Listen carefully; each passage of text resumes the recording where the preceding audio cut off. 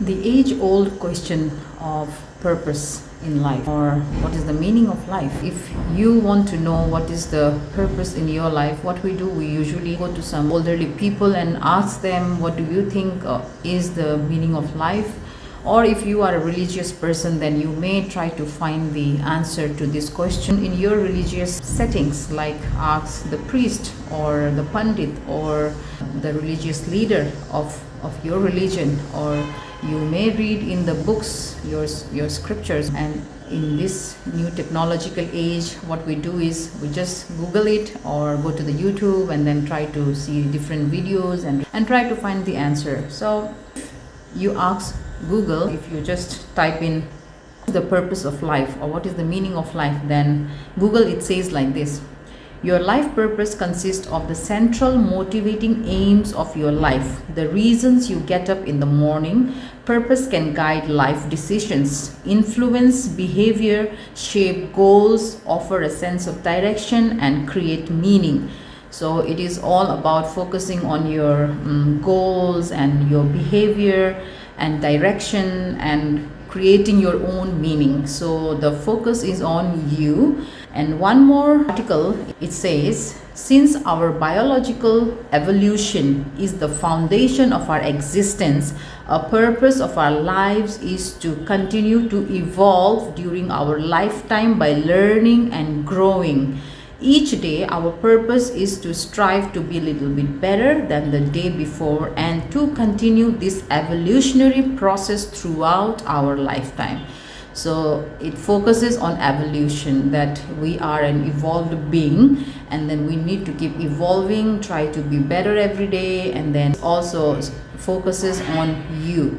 This is just by the first search, the purpose of meaning or purpose of life, you get this stuff. But if you go into deeper studies and read some articles in Google or any other search engine, you will find that most of these articles will tell you that you have to focus inward, and then more you know yourself, you will get to know your purpose. So that's why meditation and yogas are so famous these days, because it's more of like you go inward, you search your mind, you search your heart, and then you get to know yourself more, and then you get the purpose that you are created for. So if we see and read through these articles and all, we will see that there is always something called subjective purpose. So meaning that you can have your own purpose, I can have my own purpose, and there is no objective purpose as such. But how will that work? I mean, I may have my own purpose, and which may be as evil for the other person. Something,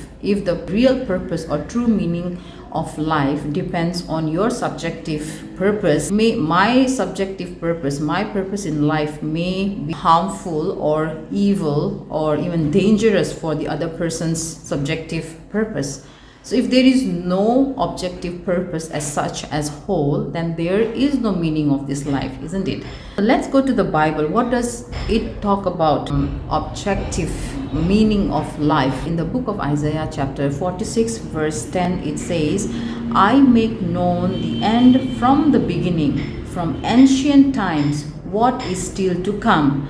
I say, my purpose will stand, and I will do that I please.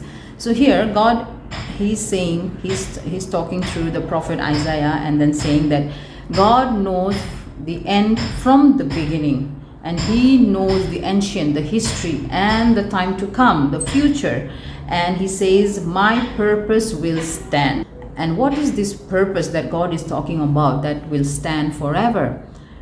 See, God created us, and then he created life on earth, and he wanted us to have fellowship with him, and he wanted us to have continual eternal fellowship with him. But we sinned, and then we fell, and then our human nature became sinful, and then we got detached from God and that relationship with God.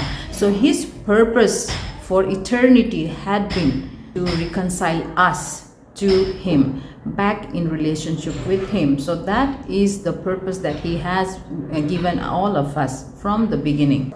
When it comes to knowing the purpose and the meaning of life, my go-to verse in our Bible is from the book of Acts chapter 17 verses 24 onward. God who made the world and everything in it is the Lord of heaven and earth and does not live in temples built by human hands. And he is not served by human hands as if he needed anything. Rather, he himself gives everyone life and breath and everything else. From one man he made all the nations that they should inhabit the whole earth, and he marked out their appointed times in history and the boundaries of their lands. God did this so that they would seek him and perhaps reach out for him and find him, though he is not far from any one of us. For in him we live and move and have our being. So particularly a focus on the verse 27. It says, God did this, all of this, creating the earth, the heavens, and making Adam, and from Adam creating the humankind. All of this he did so that God did this so that they would seek him and perhaps reach out for him and find him, though he is not far away. So our purpose and our meaning in life comes not by looking inward like other religions or other thoughts, secular thoughts will tell you that look inward, search inward, and you will find yourself, your purpose. But the Bible tells us that human beings are inwardly, they are bad, that you can see if you have a small child running around in your house, which I have. Every day I can see bad habit or a bad nature that is in a child, that even if you do not teach them to lie, they will lie. They just do it by nature, because as the Bible says, human beings are inwardly bad. They are born in sin. They are conceived in sin. So the sin nature lives in us. Bible also says that heart is deceitful. So more you see or more you look into yourself, you should be exposed to the sin nature rather than getting to your purpose, the ultimate purpose. So looking inward to find a purpose or meaning in life, actually it does not make sense, because true meaning or the greater meaning and the purpose in your life has to come something greater than yourself, something outside of yourself that is much greater than you yourself, and that someone greater than you can only be God. The Bible says you have to look outward, or maybe I can say upward, Godward. So if we seek God, if we look into God, if we try to find him, know him intimately, then the purpose of your life will be much more clearer. And this is my message, especially to the younger generation. If you are struggling in life and then to search the meaning and the purpose in your life, you cannot find it by looking inward in yourself. You have to try to find it out by looking in towards God, looking and searching and seeking him first. Because see, the Bible makes it very clear that we are made in the image of God. And if we are made in the image of God, until and unless we get in touch with that God who made us, we search.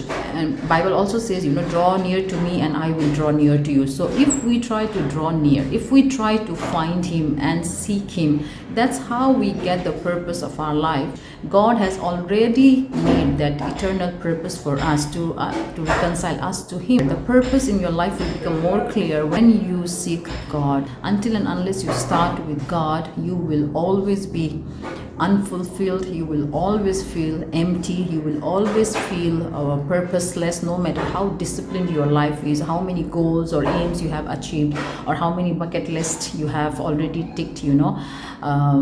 If you are not searching your objective purpose, that is to find God, to be in relationship with God, nothing else will work for you, and the meaning of life will be still a quest or a mystery for you unless you start from God.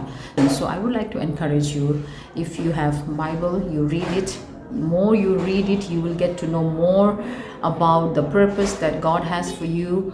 Make God first in your life, then everything else will fall into its place. So God bless you all. See you next time.